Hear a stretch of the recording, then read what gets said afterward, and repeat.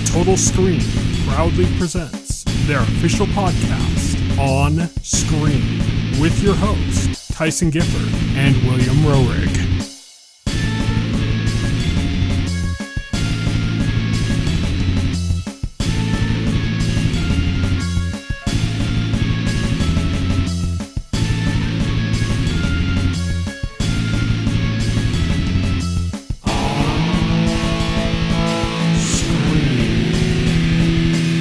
Hello, everybody, and welcome to On Screen, the official podcast of the Total Screen. My name is Tyson. My name is Will. And today we are going to talk about more of The Boys and more House of the Dragon. We've also got some news, including the Emmy nominations, the 2024 Emmy nomination. We also have our On the Horizon segment, got some trailers to talk about, some other stuff. So let's get started with our On the Horizon segment. On the horizon. On the horizon. Snowpiercer, the TV adaptation of the movie, it's getting its next, I think it's its final season, on Sunday, July 21st on AMC/AMC Plus and anything else connected to those networks, I guess. Time Bandits is coming on Wednesday, July 24th to Apple TV Plus. We talked about the trailer last week for that, and it's going to be coming out pretty soon. The Decameron, which we talked about the teaser for. I don't think we talked about the trailer for it. The trailer did come out like last week, but we didn't talk about it. That's the one that's like the Black Plague and like a big party going on during the Black or Bubonic, one of the big plagues. That's coming to Netflix on Thursday, July 25th. The 2024 Summer Olympic Games begins with its opening ceremony in Paris, France on Friday, July 26th on NBC, Peacock, and you can even go and watch the opening ceremony at IMAX if you have an IMAX theater near you. Ooh, fancy. And then Deadpool and Wolverine is opening opposite the Summer Games in theaters on Friday, July 26th as well. So you can go and do a double feature. Watch Deadpool and Wolverine and then the opening ceremony of the Olympics if you want in IMAX. That is it for our On the Horizon segment. Now we're moving on to On Beat.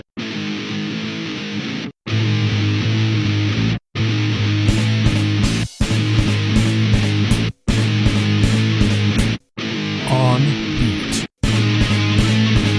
First up, Joe and Anthony Russo are in talks to direct the next two Avengers movies. This is what was previously called Kang Dynasty, and since they've told us it's no longer called that, but haven't said anything else about what it is or what it's called. And then, of course, Secret Wars. What's interesting here is that when Joe and Anthony left after Endgame, I think they said that they would come back for Secret Wars if they were invited. Yeah, and as far as I'm aware, Marvel never extended an invitation to them, or we're not considering them for Secret Wars or like any future projects. Mm-hmm. So obviously something changed, and it's hard to say what changed, but I think there's been a regrouping, I guess. I think maybe like internally Marvel is like rethinking their plans, and they're kind of like, oh, okay, let's just go back to what worked. And Joe and Anthony Russo have delivered proven hits for Marvel, and so I think like now the thinking is let's get them back on board because, you know, we want to make sure the next Avengers films are hits. They've done 4 Marvel movies, and I'd say at least 3 of those are in like probably the top 10 best MCU movies ever. Oh yeah, for sure, for sure. And the other one would be like, if not in the top 10, like right outside that list. So they're talking about, they started with Winter Soldier, and then they did Civil War, and then they did Infinity War and Endgame. So yeah, I mean, if somebody knows how to do Avengers, it's the Russo brothers. So yeah. Oh, for sure. Like my big criticism is like, okay, why weren't they your first pick? Why all this song and dance about like, oh, who are we gonna get to direct these movies? I don't know. I think at one point they were talking, there was talk, I don't know if they were talking, but there was talk about Rami doing Secret Wars, you know? That would have been exciting. I think, I don't know if like he was ever seriously involved the running or if that was just like rumors from the rumor mill. Yeah, You I know? don't know. I'm not sure. Yeah. But they're in talks, Joe and Anthony Russo. This doesn't mean that they're doing it. They're just in talks. So we'll find out more eventually, I guess. Yeah, we'll see. Unless like Marvel starts pulling a Nintendo and like not announcing who's directing their movies from now on. Right? So who made this Marvel movie? Who knows? It's directed by Disney Magic. Don't think about it. Our next news story is that the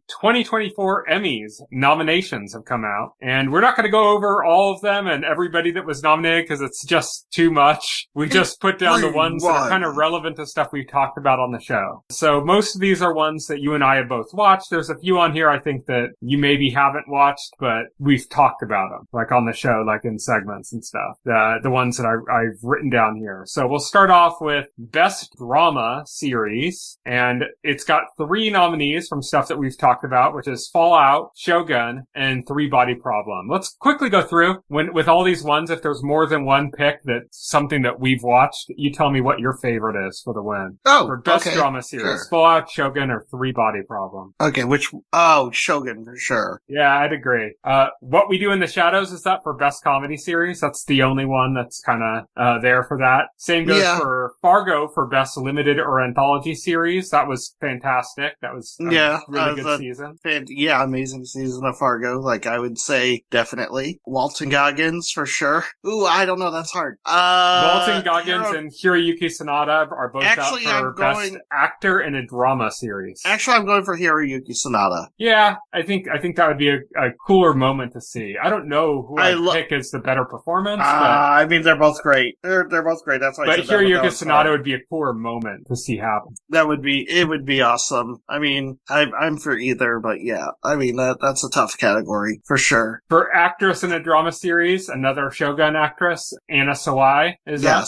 She was fantastic as well. Like everybody in Shogun was fantastic. Matt Berry is up for Best Actor in a Comedy Series for What We Do in the Shadows. Just give him that anytime he appears in anything. Really, just Matt Berry like shows up for a cameo. He's the best actor in that comedy series. Let's be real. Tadanobu Asano and Takahiro Hira are both up for Shogun for Supporting Actor in a Drama Series.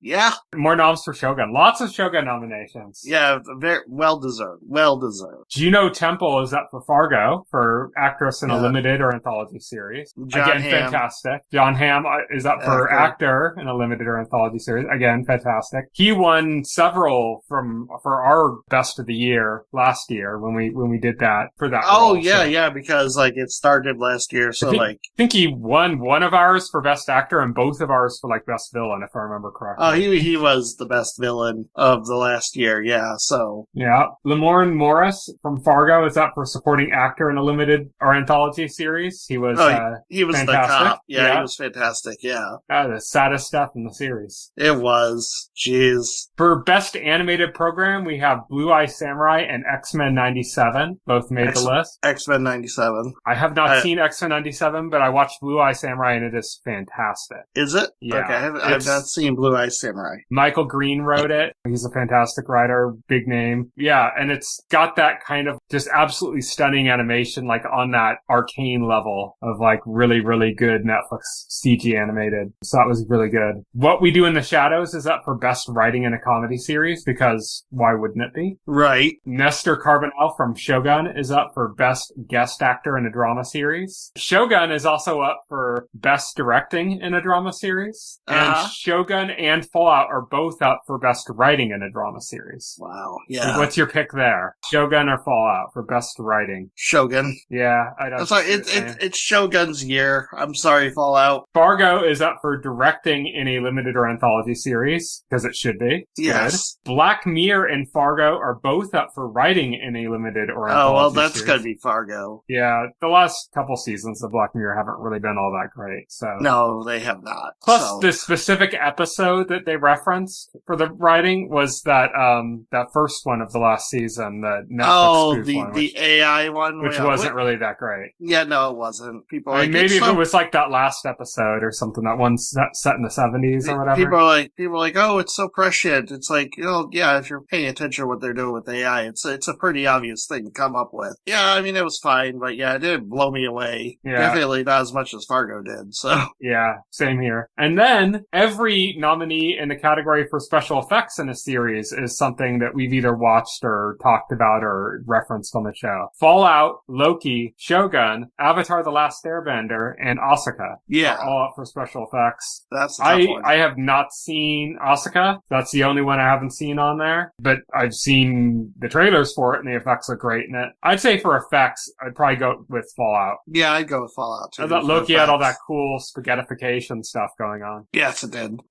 Loki had that going on with it. That was really cool. Yeah, it's nice to see Emmy nominations that are talking about, like, kind of genre shows and stuff that don't usually get recognition. Right, yeah, So exactly. It's kind of surprising to see something like Shogun. I kind of expected. Yeah, that makes sense. Fallout, I was kind of surprised it got so many nominations. Exactly. I was very surprised that Fallout got nominations. Yeah. So that's very cool. And it's also cool to see What We Do in the Shadow continue to get some recognition. Oh, definitely. Like, as it's like heading into its last season. Mm-hmm. Yep. Next up, we have our trailers. We've got 3 trailers to go over this week. First up, Captain America, Brave New World. So we finally got to see this trailer. We got to see Harrison Ford taking over a major role as Thunderbolt Ross. We also got to see Giancarlo Esposito, and he's in everything. So I think it's a new law that, like, if you film something, he has to be in it. Oh, yeah. It's just required. And he's playing a villain named George Washington Bridge. Is that confirmed yet, or is that still rumor? That's confirmed. Okay. Is he related to anything in the comics that you know of, or? Not really. He's a former agent of S.H.I.E.L.D.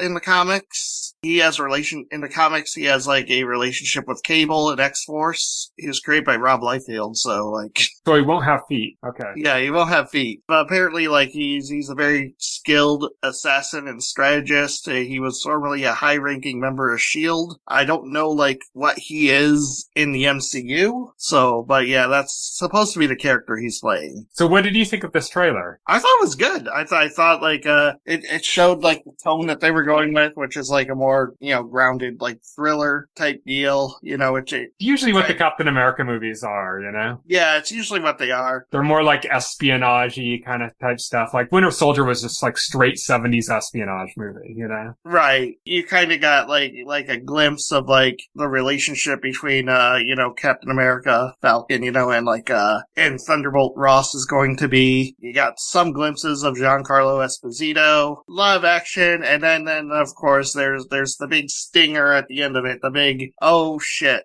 I was surprised by that.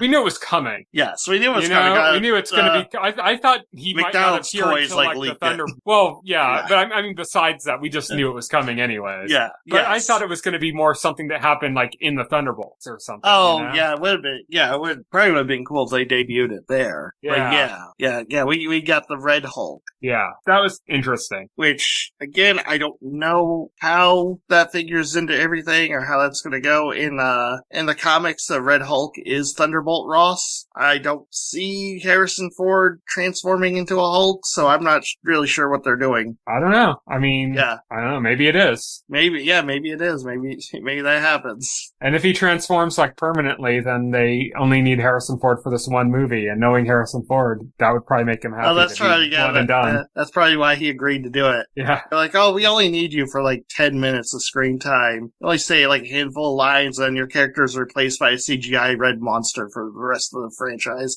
and he's just like, deal. I thought it was interesting also that we saw Isaiah Bradley like kind of taking on like a Manchurian Candidate kind of role, where he like suddenly like fires at the president or something. Like what was going on there? Like I don't know. Yeah, no clue. So we'll have to see what ends up happening with that. But yeah, looks good. But I don't know, man. Marvel hasn't really been hitting that well recently, and a lot of their trailers look absolutely fantastic. Yeah, like, Secret Invasion. That trailer looked like so good. It looked like exactly what I wanted them to be going for, but then like it had like the tone and everything. Like, oh, this is gonna be like a really awesome like spy thriller espionage with no, it looked like Winter Soldier basically, and then it. And you got and no, it didn't have like any of that vibe in like the actual show. Yeah, it was so disappointing. And then we've had it's it's stuff like the Marvels. The Marvels was fun, I guess. Yeah, it's fun. Yeah, Quantum Mania was... The Marvels is, like, forgettable. Yeah. Is the thing. It's fun but forgettable. Quantum Mania, not too great, you know. Yeah. Echo, pretty boring. Their stuff has not been great as of late. Yeah. So Deadpool and Wolverine looks like a return to form, but really that's the third Deadpool movie, and I really enjoyed the first two. So you know, it's like all the same people are involved, you know, Ryan Reynolds. So like, to me, like, that'd be hard for that to go sideways. Yeah. I mean, that's one of the ones that's like, I just didn't even put that in the equation, because it's like that, or like, say something like Guardians of the Galaxy 3. Like, obviously that was going to be good. Oh, yeah. yeah, exactly. But I don't know, like, Captain America looks really good. It looks like this is going to be a solid movie. We'll have to see when it comes out. We'll have to see. Next up, we got a trailer for Terminator Zero. This is the Terminator anime being done by Production IG, I believe. You know, it's been so long since I cared about anything Terminator. When I watched this trailer, I was like, wow, like, yeah, this is great. This is like what you should be doing with the franchise. It's one of the most over-milked and poorly milked franchises of all time. Yeah. Like, there's, you know, I think the first two movies are great. The TV series, The Sarah Connor Chronicles, was great. Yeah. I mean, that's about it. It's good material. You can mine a lot of great, you know, drama, action out of it, but instead the people in charge of the franchise just decide to do the goofiest shit with it. Yeah, it's kind of like Highlander. It's kind of like that too. Yeah. Where like, Jesus, like some of the movies, it's like, who made this? Was the person who made this like clinically insane? Like, how could they take Highlander and then go like, I know, they're aliens. And it's like, what the fuck? You know, it's crazy. Those are the two franchises I think of when I think of something that was like overly and poorly milked, is I think of Terminator and Highlander. So yeah, but this is the first animated property for Terminator, and it looks good. It's Production IG is a great studio, so we'll have to see how that turns out. But yeah, that's the next Netflix anime. And then lastly, we got a trailer for something that we got a teaser for last week, and we had a pretty long and healthy discussion last week about this teaser with no idea what it was. We thought, you know, I guess it's the new Kirby game. I think at one point I threw out that maybe it was a SpongeBob SquarePants game that being made by Nintendo, and you said that it might be a special soda that they're creating. It was definitely a special soda. That's what I thought. Actually, one of the first things that I guessed that it might be is what it ended up being exactly, which is a Famicom Detective Club game. And so Emio, the Smiling Man, Famicom Detective Club is being dubbed by Nintendo. It's internal, I guess. It's Sakamoto. Yeah. Oh, well, no, yeah, it is internal. It's Sakamoto. Like, it's his team. Yeah. So, like, yeah, this is internally developed. You never know with Nintendo. They have all those, like, outside developers that are, like, really, like, nobody associates with anything but Nintendo. Like, say, Intelligent Systems or something, you know? Oh, yeah. But they're Sakamoto technically an outside studio, or, you know, I don't know. Oh, yeah, or HAL Laboratory, which is exactly. third party. But no, Sakamoto is Nintendo. He was a member of R&D 1, which is Nintendo's oldest research and development group that was formerly headed by Gunpei Yokoi. Yep, the creator of the Game Boy. Yep, and again, like, Nintendo's like first breakout star developer. You know, he created the Ultra Hand. He was a major talent at Nintendo before they did video games. Yes, yeah, exactly. He was like their top before they hired Miyamoto. You know, yeah, and Sakamoto is, you know, one of the fathers of Metroid. There's like multiple Sakamoto people worked under Yokoi in there, and yeah, like he's one of the fathers of Metroid. He developed, you know, like he does the WarioWare games, I believe. He does a lot of like weird small projects at Nintendo, and apparently he did the original Famicom Detective Clubs. He wrote them. He wrote them. Like under R&D 1, they were responsible for games like Gumshoe, Metroid, Kid Icarus. They did Super Mario Land on the Game Boy, which is why like that game turned out so weird, because it's one of the few mainline Mario games that Miyamoto's division was not involved in. Yeah, and like I said, they did WarioWare, the WarioWare games, and like a lot of like just weird little projects and stuff that kind of come out of nowhere. So if anybody at Nintendo is going to be working on this weird little teaser that came out of nowhere, it makes sense that it's their main developer who makes games that are weird little projects that come out of nowhere. Yeah, like I said, he did Famicom Detective Club, which was originally for the Famicom disk system, and they were Famicom, for anybody who doesn't know, is like the Japanese name for the NES, and the disk system was a add-on for the Nintendo Entertainment System that only came out in Japan. Yes, that ran games off of discs, which were cheaper to produce than cartridges. Although, ironically, it fell out of fashion towards the end of the system's life because cartridges then became cheap enough to develop, and you could do more with cartridges towards the end. It's also easier for them to like, avoid piracy and other stuff with cartridges. Yeah. But yeah, initially, back in the 80s, these games only came out in Japan. Probably a combination of them being disk system games and Nintendo of America at the time. Not really thinking American NES kids are going to be super enthusiastic about essentially visual novels. But as we talked about last week, Nintendo's new thing seems to be fuck it, just put it all out. Yeah. Yeah. And so we even got Famicom, we got the two Famicom Detective games on the Switch. They made remakes and they came out to the US immediately. So this is the thing, and this is why this is interesting to me. This is the thing, I never thought Nintendo would be doing, but I want them to do it and to do more of it. And that's the thing, when the remakes were announced, and the fact that they were full remakes and that they were also going to be localized and released in English, I thought that's wild. That's crazy that they would, I believe we commented it on the time, that's crazy that they would remake these games or revisit these games that they seem to have forgotten about for over 30 years. Yeah. And now there's a brand new game in the series, which is even more wild to me. I would never thought they would go ahead and just continue it with a new game. Yeah, and that's absolutely crazy. And it's a visual novel game, which is really, you wouldn't expect that, There are quite a few visual novel games on the Switch, but that's just because everything's on the Switch, Yeah, everything's on the Switch. And again, they are visual novel games because that's what they were originally on the Famicom. People think visual novels are big now, but they're not a new genre. They're a genre that originated in the 80s on Japanese PCs. Yeah, and that's what Kojima used to do too, right? That's he got his start doing games that were visual novels, didn't he? Yeah, he did he did the Metal Gear games first, which weren't, but stuff like Snatcher and Police Knots definitely fit the bill for that. It's interesting that we're getting this. I think it ties into what you're saying about why Nintendo.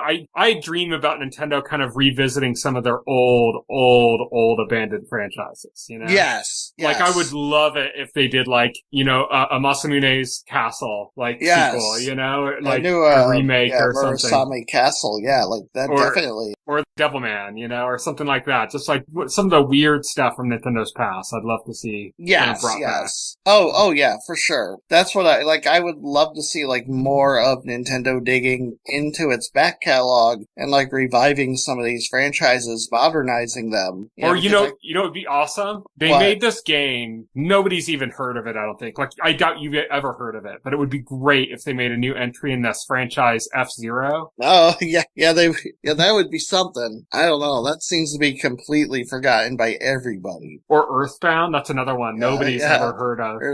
Earthbound's in an interesting place, because, the problem with that is they defer to, the series writer and creator, Itoi, for new entries, and he's basically said, with Mother 3, he considers that franchise done, and I don't think they want to go ahead and just make one, without, his involvement, or, Just do remakes. Yeah, exactly. Just use the Link Between World engine, or not Link Between World, use the, Link's Awakening engine, the one being used for the new Zelda too, and just do remakes using that style. Speaking of that, I saw, somebody, make a new Star Tropics. I would genuinely, love to see a Star Tropics 3. That was another Zelda-like, wasn't it? That was a Zelda-like, yeah, that was very similar. So, Star Tropics 3 with the Link's Awakening engine. Yeah. Do it. Yeah, that would be cool. But yeah, it's crazy. This is, not something that a lot of people expected. A lot of people, I think you thought it was going to be a Fatal Frame thing. A lot of people were mentioning Fatal Frame. Yeah. I thought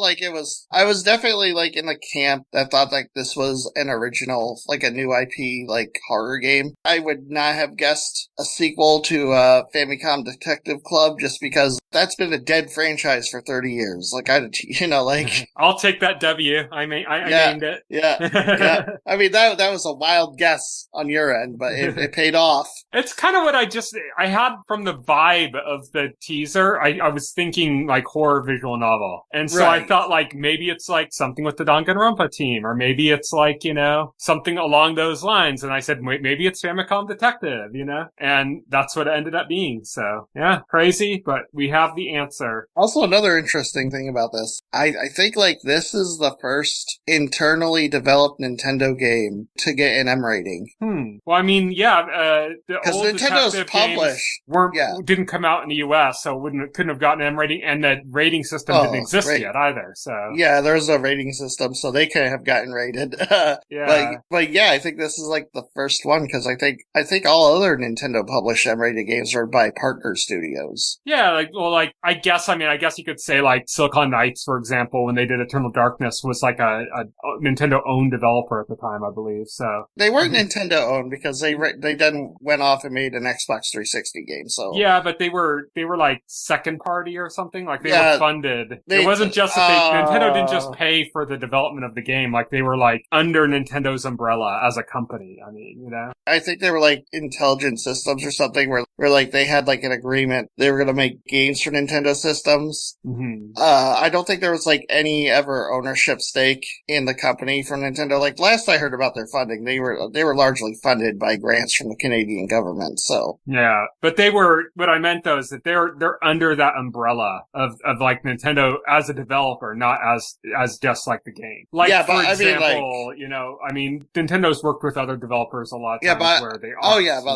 I mean like this is the first M-rated game developed inside like Nintendo proper. Yeah. This is a studio in Canada. An EAD studio, yeah, exactly. This is a Nintendo Kyoto developed game, like from the Nintendo actual building being made there, Yeah, from a developer working directly from Nintendo who's like been with Nintendo for, since the 80s. Yeah, Sakamoto. One of the old guard, yep. Always happy to see more from Sakamoto, so. Oh, say, me too. He's a treasure. Yeah, but that is it for our news segment, and now we're moving on to full spoilers.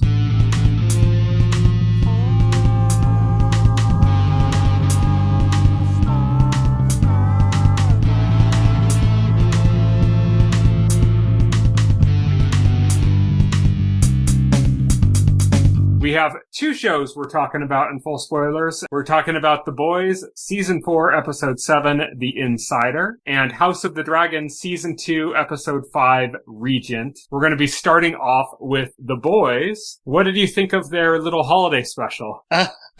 Some good messages, some good wholesome messages. Report on your parents. For not only children, but everybody to live and learn by. Yes. It's very important to report on your parents. Something? Say something? Yeah.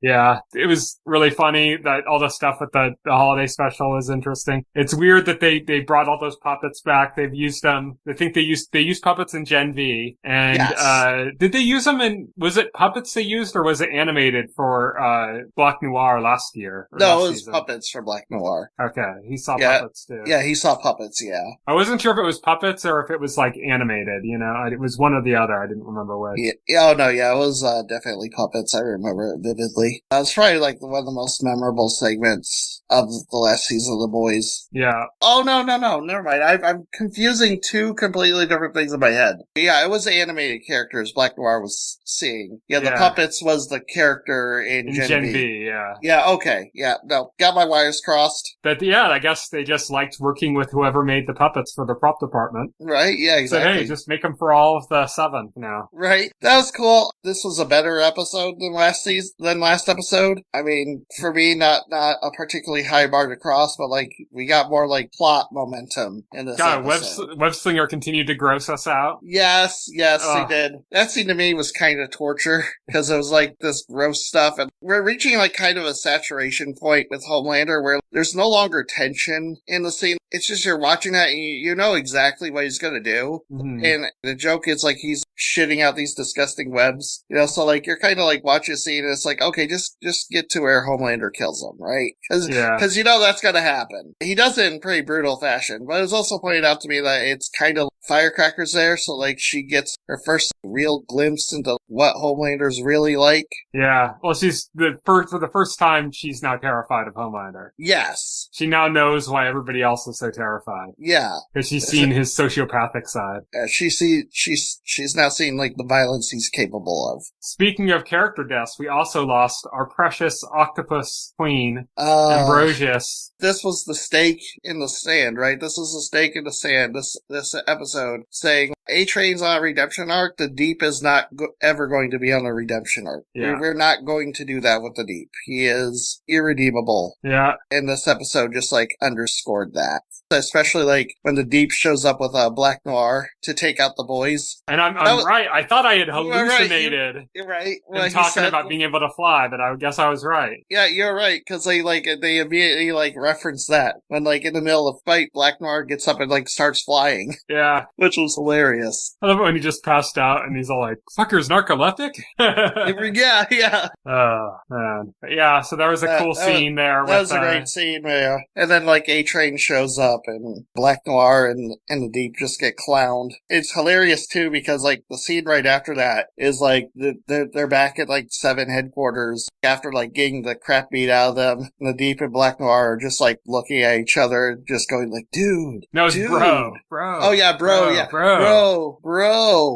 And then like, and Sage walks out, you know, after having been dismissed by Homelander. The Deep is like wondering, like, "Oh, you know, where are we gonna hook up?" And she's like, Homelander fired me." It's like, what? And then like, you know, and then Black Noir's like, "But they can't, you know, like I love you." And like the Deep is, "I love you," or something. And then the Deep is like, "Wait, she had you perform lobotomies on her too?" And he's like, "Lobotomies?"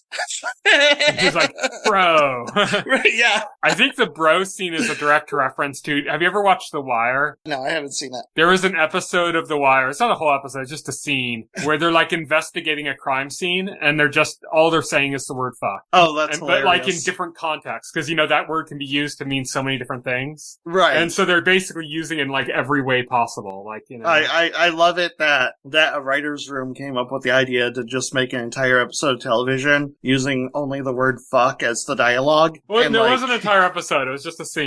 Oh, okay. That'd be hilarious. So. It was just a scene, but it was a fairly long scene, and they were investigating a crime scene, and they were looking at things, and, you know, they'd be like noticing something was off and using a tool to kind of dig in there, and they'd be like, fuck, you know, and then our person would be like, look over and kind of gesture, like make a nod to the other guy, and he'd be like, fuck. And it was just really fascinating. So whenever I see something like that, I think they gotta be referencing The Wire, and that's what they did with the bro scene here. Which, speaking of Sage, so what do we think of Sage and what she's planning? Like here, she reveals to Homelander that she knew A-Train was the leak all along, and she didn't tell them, or she protected them. She said that was part of the plan because, according to what she told Homelander, she was having A-Train feed the boys only the information she wanted them to know. Mm-hmm. And it was all the plan. Homelander didn't buy it. He dismissed her, casually made a threat to kill her. She didn't leave immediately. There's speculation online that the Sage story stuff. Yeah, there's speculation online that her firing by Homelander is all like a part of like her plan. Everything is still going to plan for her. I mean, if it does, then that's cool, but like right now it just kind of seems like, man, they introduce her as like the smartest person alive, and you're like, okay, This is going to be some smart, interesting plays and stuff, and right now it's like,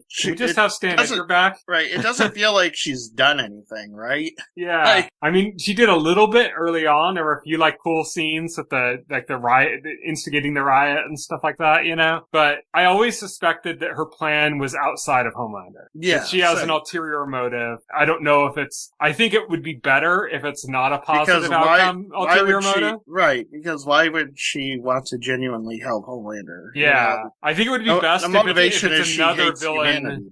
I think it would be best if it's also a villain arc and not like she's secretly a hero kind of thing, but she's actually, you know, she's a villain but just on a different side than Homelander kind of thing. She's definitely not going to be revealed as a hero anything. I think they made that clear in the prior episode where she was like, talking about how she's the smartest person in the world and she can do all these great things, but since nobody ever took her seriously and people just like look down upon her, she has this deep resentment for humanity. Yeah. I mean, I hope they do something that makes her look smarter, because right now I'm just not buying what they're selling her as, Right. Yeah, exactly. So, I mean, if she's playing a bigger game and stuff, then sure, cool, whatever, that'll come out and it'll feel good in that moment. But right now, it's not feeling like, it's like, man, they bring in this character, hype her up as the smartest person ever, and it's like, I'm less intrigued than I was when they just had Stan Edgar. Oh yeah, I thought Stan Edgar was a much more interesting character. Yeah, he would say some cryptic thing and you're like, what the fuck does that mean, Right. And here it's like she's just kind of seems like she's just reacting to what it really felt like he stuff. had machinations. It kind of doesn't feel like Sage has machinations. Yeah, I mean, I hope she does. Yeah, I mean... And we're just not privy to them, but... She should. Yeah. Yeah. It's just that right now it's a little disappointing, but hopefully that picks up by the end. I think we only got one more episode left of The Boys this season. Yeah, it's the finale tomorrow, so... Yeah, so hopefully by the time this podcast is out, we've already discovered that Sister Sage does have, like, a bigger plan or something. But right now, I don't know. Like you said, probably better than last week's episode overall, but kind of also like a bit of a down episode for me. Not as good as like the earlier parts of the season. I did like the See Something, Say Something Christmas special. Yeah, I like that too. And I like that Ryan turned on it, like, live. Oh yeah. It's funny because like we had that one scene from like the last episode where it looked like Homelander was getting through to Ryan through like manipulating Ryan's intentions. And here they got Ryan on this program and like he's listening to like all this propaganda bullshit and he just like recognizes it for what it is and he's just like he doesn't want to go along with it at all. Mm-hmm. So that's cool. That's like they finally did something with his development that's interesting. Right, yeah, exactly. Oh, you know what's one thing I forgot to bring up? Yeah. And it's the worst part of the episode, the most frustrating thing. Frenchie. Say Frenchie, yes. They brought Frenchie back after he was like missing. With no explanation. Like, how is he back? Okay, he just is. Yeah, he got out just in time to apparently if you murder somebody you get like a 1 week imprisonment and then you're released. Just in time to help Kimiko out and redo that relationship, right? Which is like the most frustrating thing because like it looked like they're going to great pains to bring them back to where they were last season in this episode. Yeah. By like having them relate to like Kimiko's like, killed people and done horrible things too in her past. And I mean it was like really touching the conversation they had about like not letting their past, like what they did in the past define them and their relationship, but it's kind of like it's contrary to how much they fucked up the story between them in the earlier episodes in the season. Yeah, exactly. And so for like the one character who left mid-season, Colin, he's never coming back. It just seemed pointless from the beginning. Mm-hmm. And it's just, I don't know. And then they had Kimiko like lose her leg from like the virus. Yeah.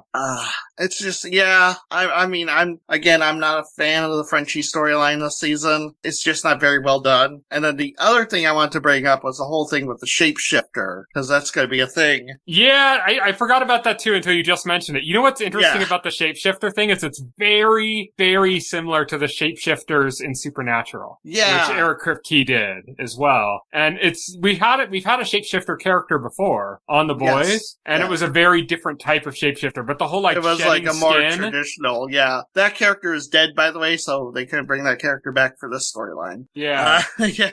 Yeah. That was actually, it's kind of interesting when, like, were you picking up that Starlight wasn't Starlight by the end before the reveal? I didn't, to be honest. Something was off. I'm like, she's acting different. Something's off. Oh yeah. It was and definitely I was like, intention when she like put on the costume for Huey. I guess like that was supposed to be like your biggest hint. I think I picked up on it when Huey was asleep in bed and she was walking off naked into the closet. I was like, oh, she's the shapeshifter. It's funny, or it's not funny, but like again, this leads to like another very uncomfortable thing, which I'm sure in this case the writers didn't intend. But it's like, oh, Huey Huey got sexually assaulted again in this because he did not consent to sleep with the shapeshifter. He consented to sleep with Starlight, whose shapeshifter was pretending to be somebody else. It's just why'd you do that? It's similar to like what they did with Wonder Woman 84, where like oh Steve Trevor's ghost was in the body of this man, and they were like having sex like crazy. Yeah, it's weird, and it's weirder the more you think about it. Yeah. But let's move on from the boys. Let's talk about House of the Dragon, Season 2, Episode 5, Regent,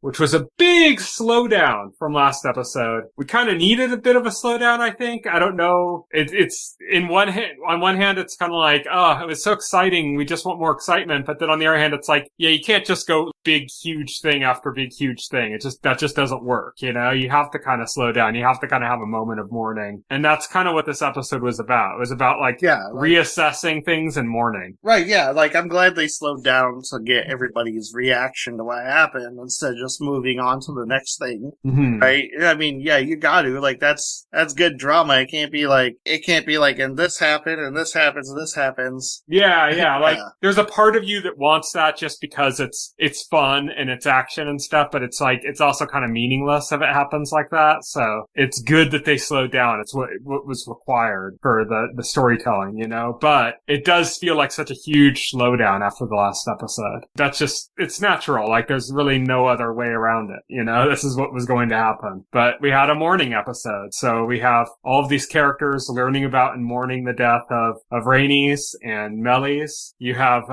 Alicent realizing that she was worried about Aegon and not being wise in the last episode, and now she's like, holy shit, my younger son just fucking tried to kill my oldest son, the king, and is now gonna like take over. Like, what the fuck? Yeah, she's kind of like, she realizes she is in a totally messed up situation. She tried to wrest some control over it by petitioning like how she should be like the queen regent, but Aemon was fully in control of that situation, and because she's on the team that doesn't want a woman to be ruler, that play was not going to work. Yeah, so she's kind of like, oh fuck, she's losing kind of all the people that seemed to be her like strongest supporters have kind of like basically moved aside and gone to like Aemon now, including Larry Strong, the Clubfoot. He's like, you know, immediately put his support behind Aemon. Then she turns to Kristen Cole and he's like, oh no, I'm putting my support behind Aemon too. And of course, you know, like allies. Everybody else, you know, Tywin Lannister is like, of course, you know, not going for him. And of course, the only person who possibly would have been her advocate, Otto Hightower, has been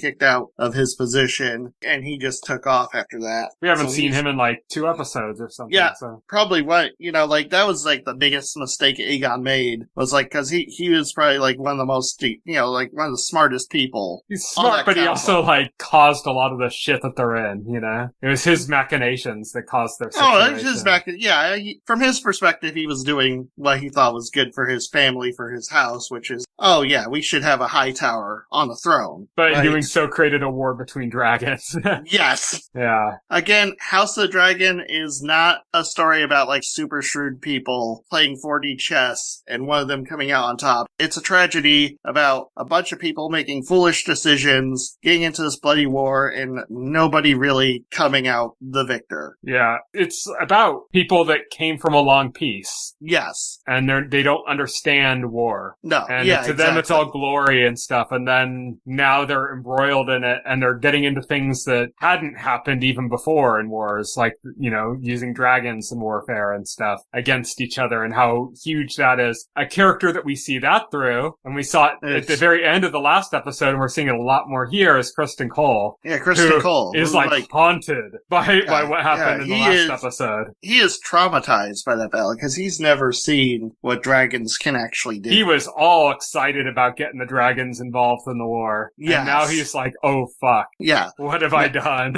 Yeah, now he wants nothing to do with it. You know, he's kind of, he's completely traumatized by what he's seen. Yeah. And he said to like, when Alicent's like, why didn't you support me in my claim? And he's like, I spared you. Yeah. Like, you don't want to be at the top of this. Yeah, exactly. You don't want to be the one commanding this or making these decisions. Yeah, this is a horrible situation, you know? So finally he's got some fucking sense. Right. Oh yeah. Yeah. I think the situation has matured him a bit. Let's talk about who's actually kind of being a bit of a smart player. Who's being a smart player? Jace. Oh, yeah, Jace. Yeah, definitely. Oh, yeah, because he's making these moves on behalf of his mother, Rhaenyra. He was making the dealings with the Freys, right? And basically... Well, his uncle's off hallucinating and... Oh, yeah, well, his uncle is off playing Luigi's Mansion in Harrenhal. Yeah, well, that's happening. Jace is also being a dumbass. So we'll get back to that, but like we're talking about smart plays, we're going to talk about dumbass plays after. Yeah.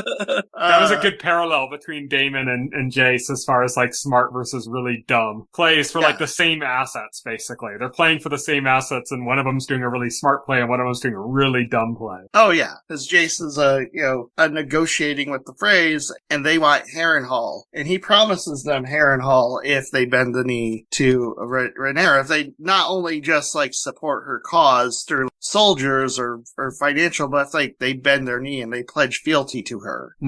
Yeah, or at least that's implied that's what happened. You know. Well, that's why we never saw them agree. You know. Yeah, they never agree.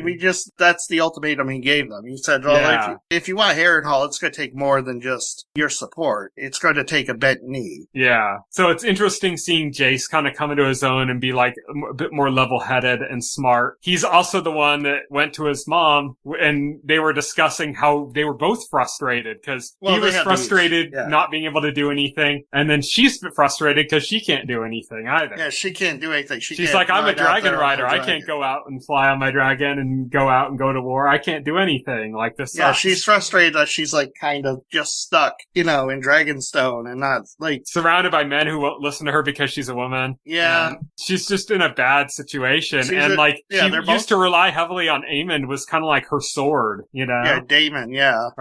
Damon was kind of her sword. So when she would make and then she's in a bad situation with him, he's making dumbass moves. And the thing is, they've got these massive dragons underneath Dragonstone. Like dragons that could rival Aemon's, Aemon has like one of the biggest dragons in Westeros. Yeah, they got Vermithor, who's like about as big as Vhagar. Yeah. And they've got Silverwing, who is like Vermithor's mate, who's also fairly big, are both unclaimed. They're not wild dragons, but they're unclaimed. No, they're unclaimed. They have nobody to ride them. And I think they have Sea Smoke too, who is claimed by Laenor, but Laenor is like pretending to be dead. I guess he's or at least according to Rhaenyra, they need riders who have dragon blood, and they just don't have like anybody currently with them that fits the bill that could be dragon riders for those dragons. And then Jace, like a G, comes in. Yeah, you're like, gee, it's like, okay, well,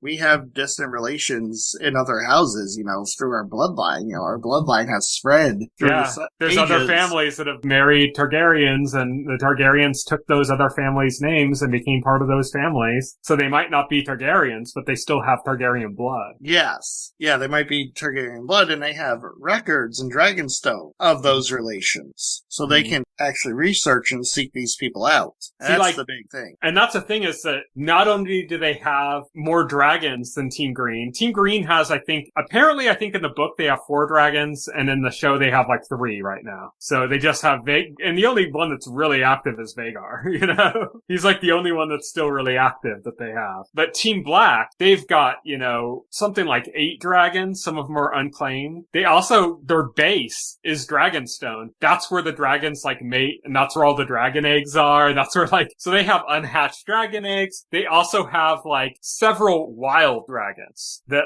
are not, they've never been claimed, but they're big, including one that's apparently bigger than Vhagar. That's a wild dragon that's never been claimed and might not be able to be claimed. We don't know that, but it's Team Black might seem like they're on a down because Vhagar is such a huge threatening presence. But when it comes to dragons, Team Black is way ahead of the curve on Team Green when you take the whole stock in. And if they can get some of their people of their bloodline to join their side and tame some of the dragons, if they can get somebody on Vermithor and Silverwing, that's huge. Yeah, that's a big deal. I mean, they would immediately overpower Vhagar at that point. Let's talk about Daemon, who's busy trying to raise an army in the Riverlands from Harrenhal but also busy having hallucinations all over the place in Harrenhal. He's sitting there walking through the hall of Harrenhal humming.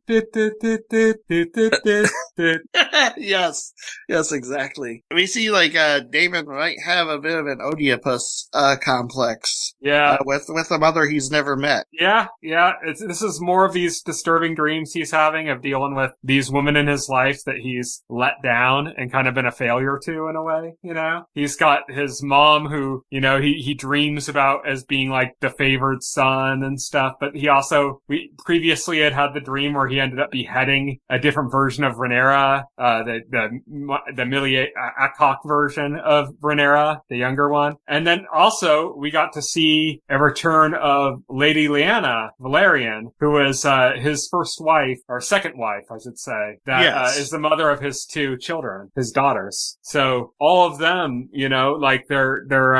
he's just kind of been having these visions of all these women in his life. Oh yeah, and now he's very vocal to this woman, to this bastard who resides in Harrenhal, who may or may not be a witch. He's very open with her about his intentions, that he wants to be king, he wants to be the ruler, and he's plotting and scheming to claim the crown for himself and make Rhaenyra the queen regent. And not only to her, he's making it open to everybody there. There's a scene, where they address him, and he says, "Oh, you address me." They address him as your grace, which he had asked before, but he says, "Oh, you address me as your king." And then the one guy there who's Simon Strong. Simon Strong, who's in charge of Harrenhal at the moment. He says to get Damon, he says, "King Regent," and Damon fires back, "I don't think it's King Consort." Oh yeah, that's right. King Consort, and Damon is I don't think that second word is necessary. Yeah, he's being pretty obvious with it, with his kind of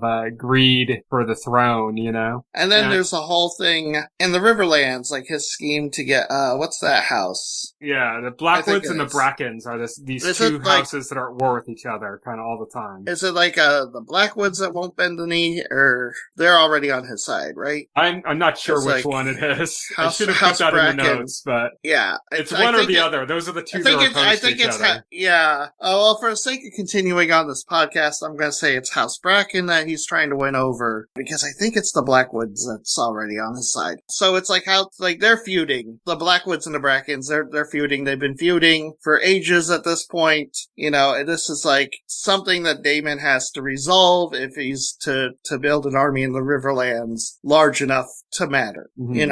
And there's a scene where Damon's he's on his dragon, he's threatening to burn them alive. They don't bend the knee, they refuse, and then that's when he comes up. And I love the way they play this, and everything about this works so well, just because Matt Smith is so charismatic in this role. He makes it work. He comes up to the Blackwood guy he's with, and he tells him his devious plot, what he's going to do that's going to win them over for 100%.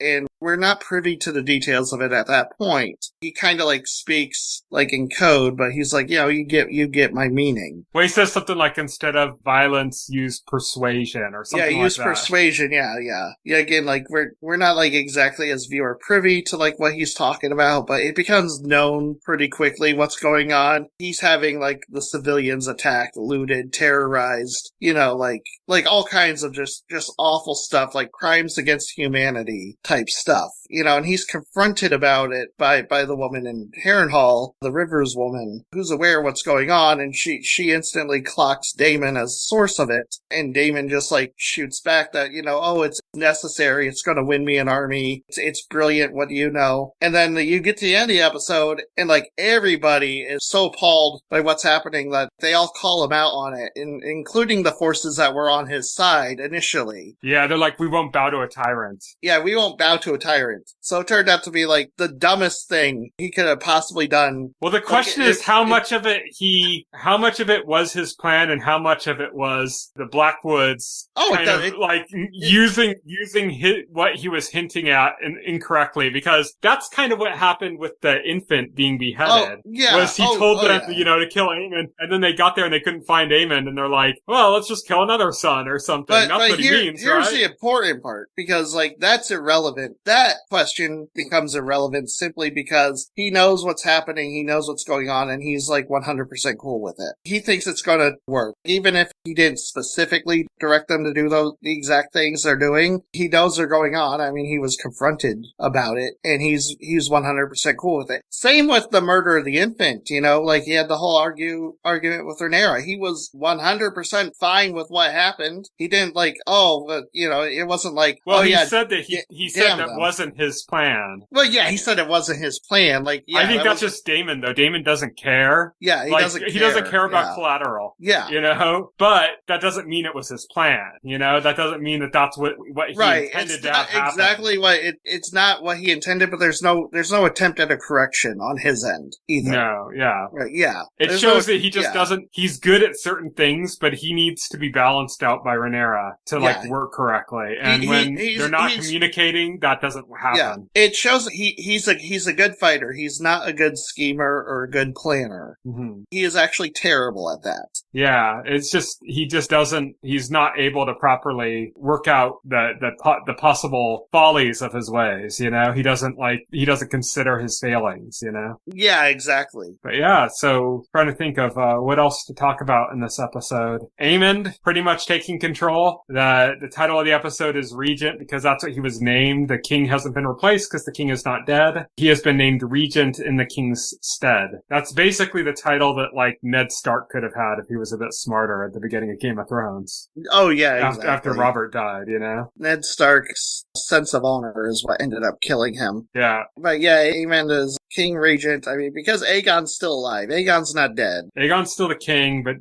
Aemond is Regent, ruling in his place. Yeah, because Aegon is basically a vegetable at this point. He's physically unable to like even move. He's immediately smarter as a leader. He had all the rat catchers cut down. He made changes to the structure that Aegon had fucked up within the guard and everybody else. So he's like already correcting a lot of like really poorly strategic moves, you know, that Aegon had screwed up royally, and he's correcting those, but he's also a very brutal character, so it's kind of scary about where things are going to go from there. Yeah, the difference is Aegon was just a boy, and he had no real idea of what he was supposed to be doing as a king. Mm-hmm. Like, really. He just wanted to go to war and be a hero. Like, real childish things. Aemond has plans. He's intelligent. He has plans. He has ideas. Aemond's big failing is not in his intelligence. It's his big failing is like his aggression, his temperament. Yeah. Yeah. It's like we mentioned this last week that Rhaenys, who passed away in the last episode, was like shrewd and level-headed. And we said that Aemond is shrewd but not level-headed. Yeah. You know, and Aegon is neither. Yeah, exactly. And so it's going to be interesting to see where the course of like where Team Green goes now, like